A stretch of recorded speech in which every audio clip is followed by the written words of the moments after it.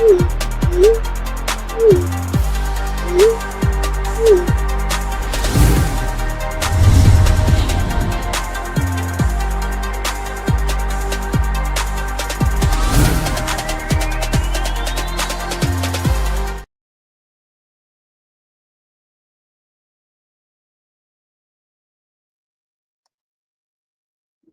right, good afternoon to those of you on the East Coast. Good afternoon to those of you on the West Coast. Welcome to This Week in Pop Culture, the show in which we give you the goings on in the past week of pop culture, whether we're talking about film and TV news, tech news, sports news, and the like. We try to bring you up to speed so that way you are not left in the wind. I'm your host, Brandon Choi, co-creator of Movers and Shakers Unlimited. And of course, I'm not going to be alone in talking about the said topics for this past week. So I want to welcome my co-host, Mr. Spillman Trueheart, aka Spills. What's going on, sir? What's going on, ladies and gentlemen? Happy Sunday, as you may see. Today's ice cream day, so go get you one of them free cones, baby. For sure, for sure, for sure. So, Spills, we had quite a bit that happened this past week. Whether we're talking about, of course, Comic-Con that is happening as we speak going into this week. But before we do that, we're going to be talking about an unfortunate passing that occurred this past week. We want to get into some trailer talk of some trailers that did drop, as well as some film and TV news. So without further ado, shall we dive in? Let's get it. All right, excellent, excellent. So, as always, efforts will be made to timestamp accordingly the stories that we do have on today's show. So you can be on the lookout for that once this show airs, since we are doing a live show. But in the meantime, if you are joining us, welcome. Happy to have you with us, and we will dive into our first story. So, this first story deals with a passing, as I mentioned just moments ago, that happened this past said week. And in talking about that passing, it was with the icon that many of us grew up watching, and that is none other than actor Sam Neill. Just to bring that up for you guys now. On Monday, the news was revealed in a statement shared on IG by the late actor's family, commenting on his death as being sudden and unexpected. Best known for his iconic role as Alan Grant in the Jurassic Park franchise, he also had memorable roles in The Hunt for Red October and Into the Mouth of Madness, a favorite of mine, just to name a few. While the cause of death would not initially be known when the news of his death had been announced on Monday, it would later be revealed on Thursday that pneumonia was the contributing factor in his cause as a cause of death. Actor Sam Neill was 78. So, Spills, your thoughts on Mr. Neill passing away this past week? First and foremost, condolences to his family. Indeed.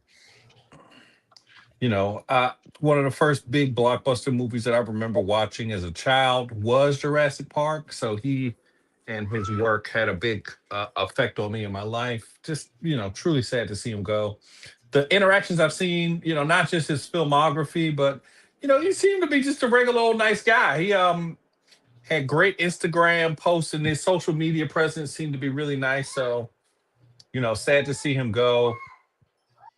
One of the all-time great blockbuster movies, as we say, Jurassic Park, launched a franchise, launched millions of people who wanted to be paleontologists when they were children. And he Indeed. was the penultimate paleontologist, not like a chaosologist like uh, um, Michael Ian as he was. But just Sam Neill, great actor. Obviously super famous here, but also super famous in his home country of Australia. So just sad to see him go. What were some of his performances that were your favorite, Brandon? Well, I'll say first, I know that he was just to clarify, born in Ireland and later raised in New Zealand. Oh, sorry, New Zealand. And Yeah. no, you're good. You're good. And talking about Mr. Neil, it's a weird relationship because I don't personally know Mr. Neil. I don't know Sam. But you still have that weird relationship too, in that you still have a close enough relationship in a weird way that normally happens when we're talking about someone who's done, iconic things within pop culture in terms of their contributions. And when we're talking about a lot of those films, right? I've commented on the show here before that in another life, if I wasn't doing any of the media stuff and the podcasting and all the stuff that that I've had an opportunity to do in another life, in an alternate universe, a variant Brandon, if we're using the MCU talk, a variant Brandon would have been a paleontologist. Growing up as a kid, I was obsessed with dinosaurs. Anyone who knew me as a kid knows that I was obsessed with dinosaurs, and for all intents and purposes, I thought that that was the field that I would get into as my job.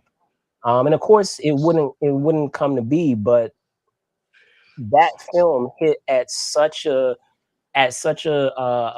important time and at the right time when I was still like obsessed with dinosaurs. So like I'll never forget seeing Jurassic Park in theaters, and it was one of the few films. It was probably one of the first films where I went multiple times. I do recall that that was one of the first films. Obviously later in my moving going journey and watching a lot of films, there would be others that I would, have repeat viewings of and going to the movie theater to see it. But I remember Jurassic Park being among the first where I saw it like 3 or 4 times in theaters. So, um, and then the thing that's crazy too is being being so familiar with Sam with his work in Jurassic Park and the franchise. As I grew up, I would learn more about his career, even things that he's done in the past, as well as things that that he would do after Jurassic Park. As my experience with movies and appreciating movies became, as you get older, it becomes a lot more sophisticated in terms of your appreciation of movies. And as I became fans of other genres. So when we're talking about like the horror genre, for example, people kind of sleep on the filmography that he has, genre wise, across his filmography. I mean, yes, we have The Hunt for Red October, right? But people Hmm. forget, if we're talking about, and I don't think that enough credence and credit is given to it. He was the adult Damien in the Omen franchise. He was in the third film, The Omen 3. Uh, Hmm. when we're talking about other horror films, another horror film that I massively love, and I know there's a cult following when it comes to that film. And initially, when it came out, it didn't really get the recognition that I felt that it deserved, and it would get it later on, years later. And I'm sure you probably have seen it, Event Horizon. I love Event Horizon. Oh yeah, So it's a classic. um, I mean, so many I'm a huge John Carpenter guy. So like Into the Mouth of Madness, another classic, again, another horror film. So he's done some incredible work in terms of his filmography. It's a bummer, again, like you said, condolences to his family and friends. But yeah, he leaves an incredible legacy in terms of films that he's done and the impact that he's had in the roles that he's played. So, sad to hear about his passing. You guys can let me know out there, what is your favorite Sam Neill film? I know, like I said, I've already talked about on here. Obviously, Jurassic Park is up there because of just nostalgia, as a kid, all those, 30 something years ago. But now, when we're talking about other films that I feel deserve the same credence and the same, status within his filmography, uh, I would definitely put Event Horizon up there. Into the Mouth of Madness is up there. I mean, I know we already mentioned the Hunt for Red October, but yeah, just some incredible films. Is there one for you? I know I'm just kind of like spitballing here on all the films, and as I said, that's just the tip of the iceberg of a lot of the films that he's done. But are there any films for you that you would say would be your favorite Sam Neill film, other than Jurassic Park? I feel like Jurassic Park is the one. He's done other stuff that I really enjoy. Yeah. But Jurassic Park is the goat, man. I just can't go wrong. Excuse me, ladies and gentlemen. You just can't go wrong with Jurassic Park. You know, he kind of owned the paleontologist look. So like, nice little And the flannel shirt thing, with the khakis with the hat. So cool. and I was gonna say too, the thing that is, again, is going back to testaments as an actor in terms of how that role was written. Alan Grant is someone who like despises kids, which was a nice, comedic element to that role. In the first film, obviously the character would evolve and become far more paternal and have those paternal instincts later on as the franchise continued. But at least initially in the first film, that was like a running gag. The fact that and a running gag between him and the relationship that he was in was him not Hmm. wanting to move forward and start a family. And at that point, he was already a father. But it's funny how realistically or how effectively he was able to play that character of someone who despises kids when um, it's been shared with his co-stars that that was like couldn't be further from the truth. He was, as you were mentioning, terrific on set and was great with his younger co-stars that were in that film. So again, condolences, family and friends. Sam Neill passing away at 78 this week. So moving on to from our legacies remembered segment. Wanted to get into some trailers that dropped this past week. One being a horror indie, and the other being a major superhero tentpole film. Starting first on Wednesday, Impractical Joker. Give me one sec. Here we go. But yes, Practical Joker James Murray took to social media to drop the first trailer for his John Arachnid film, Don't Move, adapted from Murray's novel of the same name. The film follows an ancient arachnid that terrifies a group of stranded campers who find themselves in the wrong woods.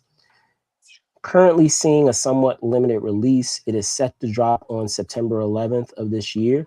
Not to be outdone, director Matt Reeves shared via his Instagram a teaser for his Batman follow up, appropriately titled Batman Part Two, revealed now to be arriving in theaters on February 18th, 2028. So, Spills, your thoughts on our two releases: our horror indie Don't Move and our superhero tentpole film, The Batman Part Two. So Don't Move intrigues me. Creepy crawly movies are always interesting because they're somewhat based in reality. I saw something about bird spiders. Ladies and gentlemen, bird spiders about this daggone big around, like big as that. I don't want to deal with no bird spider. I've been to the land down under before. They got that kind of stuff down there. That's scary. So um stuff with creepy crawlies like that always scary. People innately are scared of that stuff, so I always think it's great. It's amazing that that's not more of a thing. I feel like it was more of a thing in the 80s. I think that maybe they just the PETA people got after them for like using spiders and bugs and stuff like that for cruelty things, but we don't know. So that's pretty interesting to me. I think that that'll be a good movie. It's interesting that the guy from Impractical Jokers is the one. You said Impractical Jokers, correct? Mm-hmm. Yeah, that's interesting. So he thinks he's the white Jordan Peele. So Right? Indeed, indeed, indeed, indeed. yeah, But yeah, I will say this: there may be a tad of skepticism there, but his history has shown us a lot of times when folks from the comedy world have gone into horror, a lot of times it's seemed to generate some interesting results. So in a good way. oh yeah, for sure. But I think that people that are comedic have good timing, and if you got good timing, you can make good movies because Yeah. a lot of stuff in movies is timing and do just make sense together. So, um, I think that that's part of the reason why it works, obviously. So I'm just interested to see what they do with it. This spider thing that you put up looks terrifying, and Yeah, that's not very well lit. So that looks even scary. So yeah. again, it looks like it's about that big around, but it's probably 3 feet big. So it's like at least Oh, that. So it's it's very larger than scary. that. Yeah, Yeah, it's apparently that's it's like the incredibly size of a scary. house. It's supposed to be really massive. So, Okay, yeah, um, super scary. But yeah, on to the Batman Part Two. So we haven't talked about indeed. this on this podcast. But Yeah. what is the DCU doing? DCCU, I guess it's DCCU. Is that what they calling Or it? DC Studios, you're saying. So Yeah. I'm guessing what you're implying is, does this have any affiliation with what has been established as a shared universe thus far?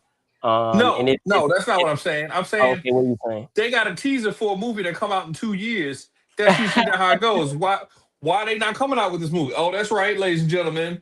We didn't report on this, but they moved this movie back. This movie was supposed to be They coming out did next a year. lot, a lot. That's Yeah. terrible that they're making it come out another year. They need to put it out because they just put up a stinker this year. Part of the reason why the MCU got under such a good um record is they just kept coming out with the movies. Like they will put out a little bit of a stinker because that first Thor movie didn't do that well. Not everybody went and saw that first Captain America movie, but they just kept coming out with the movies. They was like, we got to keep coming out with the movies. People will figure it out in the wash. We'll figure it out in the wash. We got to keep our coherent thing going. They had a couple of successful ones. They had a successful one with Superman. This last Supergirl movie, it was not as well received in the box office, but they need to get it. I understand that they don't want to oversaturate, but if nobody's seeing your movies, you need to make more movies. I think that it's interesting for the teaser. I like what I've seen of it, but they need to get going. How do you feel about that? So I muted. There we go. I'll say this: when we're talking about, let's first start with Don't Move. Um, I'm not a huge fan of spiders at all, but I do love my horror genre. So it's a interesting dichotomy, if you will, of not being a big fan of spiders, but yet still liking horror movies. So I still will likely be there front and center to check it out. Um, as I just mentioned to you, when we're talking about folks that initially started in the comedy space, when they make the decision a lot of times to either do dramas or to do horror, we normally get some very, cool results. So I am interested to see what they're able to do with this. It is a very interesting cast that they have here. I don't think a lot of attention is paid to the fact that T-Pain is in this film, weirdly. Um, so I, Tallahassee Pain, baby, Tallahassee Pain. so, yeah, very eclectic, interesting cast that they have with this film. So I'm curious to see how they all coalesce together as a cast in this horror film. Um, it looks like they're utilizing a lot of old school approach with animatronics, if you will. So I am fascinated to see how they're going to be able to tackle that, seeing that it isn't like a huge like studio tentpole film. But sometimes when you're faced with those limitations, some nice things can result of it because you're not relying upon the many resources that you have. I feel sometimes with some films, because they have the resources, they rely too heavy on it, versus a film that is provided with limitations oftentimes can result in something really special because they have to be creative and being able to express what they're trying to do on screen without having a lot of resources or having issues. Like, give me a good example. In Jaws, historically, they were planning on using that animatronic shark, and that animatronic shark was not working properly when they were making the film, and because of that, they only used it sparingly in the film. And it's the very fact that they used it sparingly that it was effective when they finally did show, the sharks in the scene that they had it in. So, because of that problem, they were able to make something out of it. And of course, the rest is history when we're talking about how iconic Jaws is as a film, as a horror film. So very curious to see what comes of don't move now. Getting into the Batman, I do agree there has been a lot of delays when it comes to this film. And there's so many different factors. I feel like the schedules of the actors that they have starring in this film, they aren't just sitting around twiddling their thumbs. They are actively working in the industry. So, trying to logistically get them all together to be able to do this film, I feel has hampered things. And add to the fact, as awesome of a filmmaker that Matt Reeves is, a lot of times, historically, he's been known to really, take his time when he is putting together a said film. And because of that, his habit and his tendency to really take his time and making his films, that can delay things, and it can get further exasperated, as I said, when, you're taking your time, you have actors that are ready to shoot, but you're not ready to get in front of cameras to shoot it. So now, they're going to move on to the next project that they have coming up. Um, as you are now, still trying to put finishing touches on your said project. So I feel like all of those things, it's like a vicious cycle that, ended up being issues that have caused the Batman and uh, uh, now be dropping in not exactly 2 years, but about 1.5 years. So, Yeah. Still, that's yeah. crazy. So, and I apologize. I am with relatives out in San Diego here for Comic Con, which we will talk about the end and Oh, have it's some. about to be a Yeah, what? A dog fight. yeah, we have some pets here, so um, they can get rambunctious sometimes, but it's I all was gonna good. say, this is when I get the chance to. It's a live show, ladies and gentlemen, as you It always is say. When I have interruptions, because usually I am the interrupted party. So, all it's a good, little man. different being on this side of the street, huh? Right? Yeah, for sure, for sure. But let us know down below if you're looking forward to the two films that we just talked about that drop trailers, whether it is "Don't Move" that we have here, the John Creature feature, John Arachnid film that's coming out. It's coming out in September of this year, and then of course, we will be remiss not to talk about the Batman Part Two that is dropping in February of 2027. Moving on, I want to be able to get into some film and TV news, and we do have some things to share in that regard. So, um, switching gears to film and TV talk, it was revealed on Monday by the Hollywood Reporter that Avengers Doomsday's domestic tickets will go on sale on July 20th. So that means tomorrow. Those who take part in the sale will also be offered Infinity Vision tickets for re-release of Avengers Endgame coming out on September 25th. And then on Tuesday, it was confirmed by Deadline that Blue Beetle would pop up in the Superman sequel, Superman Man of Tomorrow. As it stands, the highly anticipated sequel will be released on July 9th of 2027. So that actually is coming out before the Batman that we just mentioned moments ago in our trailer section of the show. So Spills, your thoughts on Doomsday having its tickets being available tomorrow, and then the addition of Blue Beetle in the upcoming Superman sequel. You know, that is very interesting to me. We'll start with Doomsday. Yes. Uh, Ladies and gentlemen, I've been telling my son weekly about the Doomsday. He's not old enough to see it yet, but he wishes he could. We talk about it all the time. He saw the pictures of Robert Downey Jr. and he was like, "That's Iron Man, Daddy. Why is Iron Man Doomsday, Doctor Doom?" Now I was like, "We got to find out, my son. We got to find out." So he's excited. I'm excited. Obviously, Avengers is a big property. We're all excited to see. And you see, Marvel had problems with not coming out with movies, but now they're just coming out with the movies. You got to come out with the movies. I get that maybe they wanted to do another Superman movie for this annou- announcement with our next topic, but To me, I think that they should have come out with the Batman movie because it's already finished. Just put out what's finished. You could work on the future, but you got to move forward. No, I hear you. I hear you. I hear you. I'm interested in Blue Beetle being the Man of Tomorrow. Um, we haven't really seen the Superman movie where he's really dealing with a technological person. So I imagine this one will have Brainiac in the movie finally, and it'll be a cool Brainiac and not like Brainiac just on a computer screen. Maybe it's actually going to be a physical Brainiac.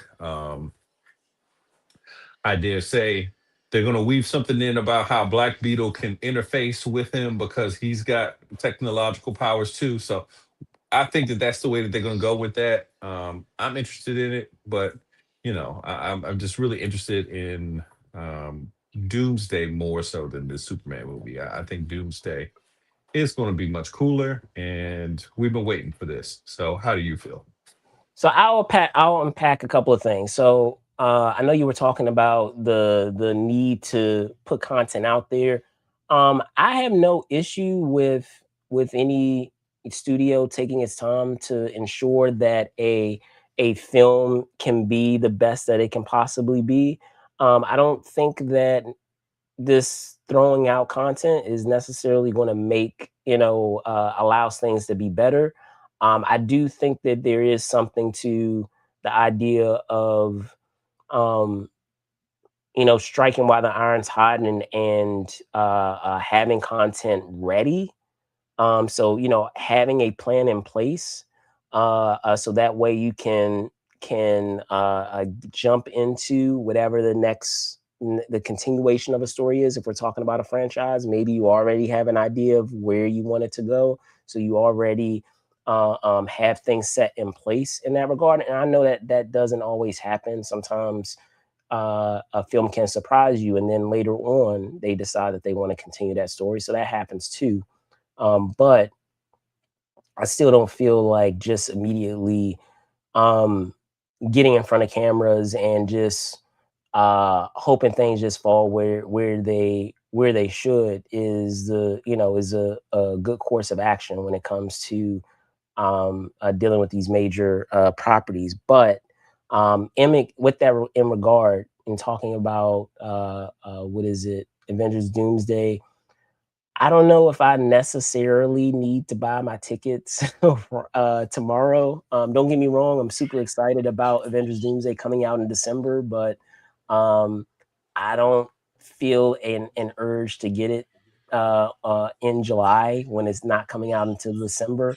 So many things can happen between now and December, so it's kind of hard to me to fathom thinking about getting a ticket for it. The only time that it would make sense for me, and this may be the case for those of you that are getting tickets tomorrow, is if it is a really unique circumstance where maybe 20, 30 of you all are going to see the film at the same time, where you guys are seeing it as a group. In that case, I would understand. But if it's like just you and your significant other, you and a few relatives, I really can't see the need to get it that early. And don't get me wrong, I really, like I said, really want to see Avengers Doomsday. I do plan on seeing it opening weekend, but still, I don't feel a need, even with all of that excitement, to do that and the plans to do that, to buy it tomorrow. And talking about Superman, Man of Tomorrow, um, we did have some semblance in the first film of technology. They did utilize that with Luthor Corp when we're talking about the pocket universes that he was using to kind of execute his various plans. We also had it with Mr. Terrific, but I will say too that if memory serves, this might be the first time that we really legitly had Brainiac as a villain Hmm. in a Superman movie. So very much looking forward, and I know there was some element of that in the Christopher Reeves, if memory serves, of them kind of alluding to Brainiac, but Hmm. um, in terms of like explicitly saying no, this is Brainiac, and not trying to imply it, this has been the most legit, explicit example of us getting that villain from the Superman Rogues Gallery. So I'm looking forward to that and how they execute that there are a lot of characters, it seems like, that will be popping up. I understand Supergirl's going to pop up in there. Lex Luthor is going to have a major role. So it will be fascinating to see how all those pieces come together in terms of the various characters that they have. But perhaps because of how widespreading Brainiac can be in terms of what he's capable of, it will require the need of all of these heroes and all of these characters to kind of work together. Even though we're talking about a Superman film, it will require all of those players to be on the board to be able to take down Brainiac. So and if that's the case, great, because oftentimes when we're talking about characters that are incredibly capable and have all these crazy, insane powers, I feel like they can be the trickiest to be able to do stories for because of the fact that they are so powerful. Um, when we're talking about the Hulk, when we're talking about Superman, um, I feel like it can be tricky because they are characters that are so powerful. You have other characters who are not as capable or as powerful, and we really are able to gravitate to those characters because they do have limitations on what they're able to do. People love Batman, and one of the things that really allow people to love Batman is that he's just a guy. Like, yeah, he has money, don't get me wrong. He has resources, don't get me wrong, but outside of all of that, he's just a guy that is highly skilled and has to use his wits to be able to get past adversaries that are oftentimes far more capable and powerful than him. People love Spider-Man so much. Don't get me wrong; he is a capable superhero, but in the context of his rogues gallery, a lot of his rogues, even though he is formidable in his own right, Spider-Man is, his rogues gallery, a lot of those characters are far more powerful than him, even in the context of thinking about what he's capable of doing. So uh but when you're dealing with characters that are able to do that, which is why I feel like when we're talking about the Hulk, that I feel like he works best almost as an anti-hero, because I feel like he works better as an adversary that you have to deal with when he kind of goes off the deep end versus times where he's able to be a hero. Even in the first Avengers film, he was basically a force of nature that they were able to somehow put, push in the right direction or direct in a certain direction, against the enemy versus him actually being a force for good. So you may feel differently, Spills. Those of you out there may feel differently. So I'm curious to know, how you guys feel on that. But I feel like he works better when you're using him as a force of nature than having him intrinsically be a good character. Yeah, I feel like the best that the Hulk is like that pit bull that you see out when you at the playground and it's just You just have to out. Don't point him in nobody the direction of where he needs to nobody go. nobody nobody walking with him. He don't have no leash, no collar. You like, whoa, whoa, whoa, whoa, whoa. Who pit bull is that? And you be like, all right, all right, all right, all right. I got some sand. Here goes some food. I don't want no problem, Mr. Dog. I don't want no problems. So that's how I feel like they do best with the Hulk. Obviously, they use him for his alter ego, Bruce Banner, for smart stuff. But the Hulk's supposed to be something that you like, hold on, hold on, hold on, hold on, hold on, hold on, hold on, hold on. I know we doing all this other stuff over here, but who got that big green man over there? There's a big green man Right. over there. He does not look happy.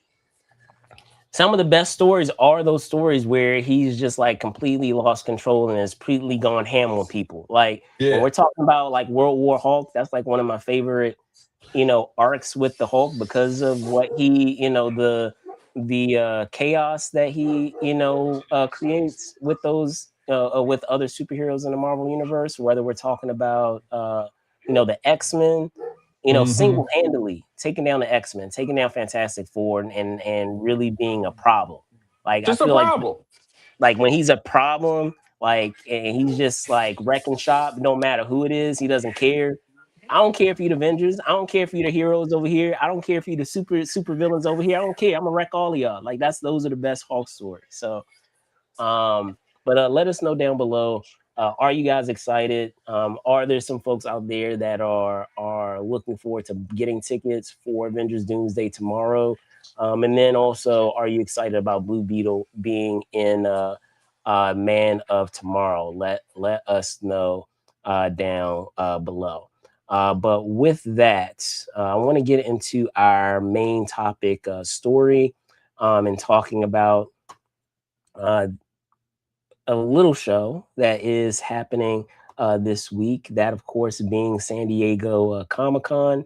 Um, we mentioned it, last week and talking about the schedule being put together. And, just as I mentioned not too long ago, I'm already here on site to be able to check out the show. Very excited about a lot of the things that will, be there to available for folks to see. Of course, you have, for those that are familiar, with San Diego Comic Con, know that Wednesday is a bonus day, if you will, as preview night, where there is an opportunity to check out some stuff on the exhibit hall floor. Um, I had a Kyle, shout out to Kyle, had me here last week and talking about how a lot of the show has changed over the years. Where Wednesday, a lot of times you would have pilots for a lot of shows. I hope that they bring that back. I wish that they would bring that back as a regular thing, but um, things change over time. Now that we don't have that, a lot of times I'll utilize that as a way to kind of get a sense of what's on the exhibit hall floor. So that way, if I want to uh, uh, go get something from the exhibit hall floor, I've already scouted the floor, if you will, on Wednesday. So that way, by the time Sunday comes around, I'm able to go directly to the places that I know I wanted to revisit. Um, and then when we're talking about our panels, the incredible number of panels that are around, and to their credit, and this is a shout out to the programming team at Comic Con. I can honestly say, with the programming that we have, there were a lot of tough choices that I had to make, not just with the studio related programming. So that programming from that's coming directly from the studios, but also even some of the fan related panels. And that's not always a common occurrence. A lot of times, um, when we're talking about major shows like San Diego Comic Con or New York Comic Con, that a lot of times I would like to support folks that I know that are doing fan panels, but outside of that, of providing that support to folks that are friends of mine, for the most part, I go to those larger panels, and I know that comes with its own issues too, of waiting in lines and queuing up and that type of thing. But still, the what can often result from being in attendance at those said panels, um you never forget, and are always memorable. Even now, I can look back on prior years and remember what it was like seeing previous panels, of seeing the first assembly of the Avengers, when they had all the actors come out on stage, to be there for certain announcements, and to be in that same room and that same energy with other fans when certain announcements are made for major blockbusters, whether it's announcements of certain sequels, whether it's an announcement of certain actors in certain roles, like all types of things like that. So very much looking forward to that, and being able to provide you guys with the update that correlates with some of the shows that we already cover. But enough of me talking, being a talking head. Spills. Um, are there, I know we kind of brushed up on this last week, but now that the things have kind of settled in, if you will, and we now for sure know what's going to be happening over the week, is there something in particular um that you're hopeful to see or hear about coming out of Comic-Con this year? I'm hopeful to see that the DCEU actually holds up their end of the bargain and isn't going to just reboot again in 3 years. I want to see some Yeah, right. announcements from them that they are, not just Still going to make continuing five on their course. movies. Yeah. Yeah, but obviously we know. the history of the DC universe, and they like to reboot. They do reboots. That's really what the stories are, just essentially reboots of the same stories. No offense, DC fans. I'm not trying to talk bad about the company that you guys like, but it just is interesting to see what they're going to announce at this year's Comic Con. So I'm just Yeah. interested to see that. Gotcha, gotcha. But yeah, no, for sure, interested in seeing those said things, and we'll also be curious to see another interesting thing about Comic Con is the swag that you get back. So it will be fascinating to see, which shows will decide to give out swag and those that don't, because sometimes there is something that can be said about that when you have shows that aren't able to or it's not that they aren't, but they just make the decision not to do swag or give anything. So we will see. But with that, I mean, let me know down below, guys. And again, I apologize if you're hearing any background noise. But if you guys are going to be at Comic Con, let me know down in the comments. And then, additionally, if you are going to be at Comic Con this week, let me know what you are most excited to see. Because I'm curious. We may have some things that are coalescing together that we're both interested to see, or maybe you may have some ideas of some things that I should have on my radar that I may not currently have on my radar. But with that, that's going to do it for us here at This Week in Pop Culture. I want to thank you guys so much for watching. I'm going to punt it over to Spills. Spills, can you tell folks where they can find you? All right, ladies and gentlemen, just another thing. It's been 4 long weeks since the king left the castle. He hasn't made an announcement, so He technically, hasn't. technically, technically, he could still possibly just come back to the Lakers. They seem to have gotten a center for him. Uh, all those things. But y'all could catch me at truly spill on Instagram.com, and you could tell me where you want LeBron to go, because that's what I really care about. We haven't really talked about him, but they can't even make a schedule yet. He's put the whole NBA season on hold just to see where he gonna go. So that don't sound like a goat. I don't know what is, but back to you, Brandon.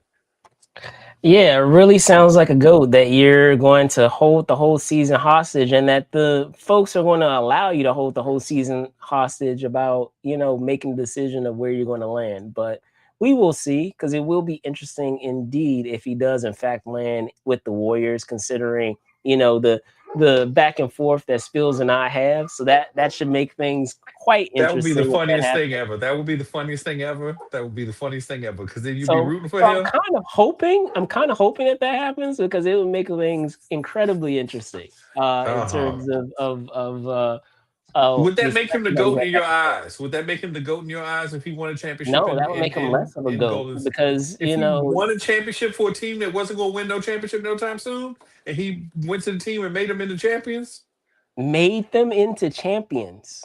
he would have made that team into champions. Yes.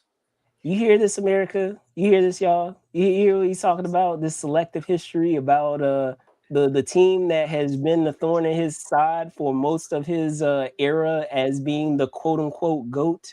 That the team that has been his kryptonite will actually should be grateful of having James on their team and potentially bringing them a title. Let's just forget about the greatest shooter of all time and all the other things that come into play, with the coaches and all of that. Because it speaking of that, actually, before we go, I don't know if you heard about the news of a certain Lakers former former disgruntled Lakers coach now being assistant coach with the Warriors. So I don't know. That may kind of squash the possibility of LeBron landing with the Warriors, but we'll see. Stranger things have happened.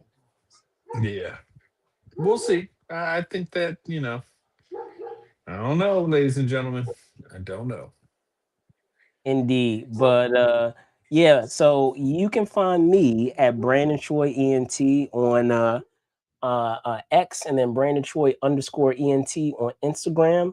Um, we actually, considering us starting a little later today, we will be back with you in a little bit, in a couple of hours, in fact, to do some House of the Dragon, a live watch of House of the Dragon. So looking forward to that. Happy to have you join us.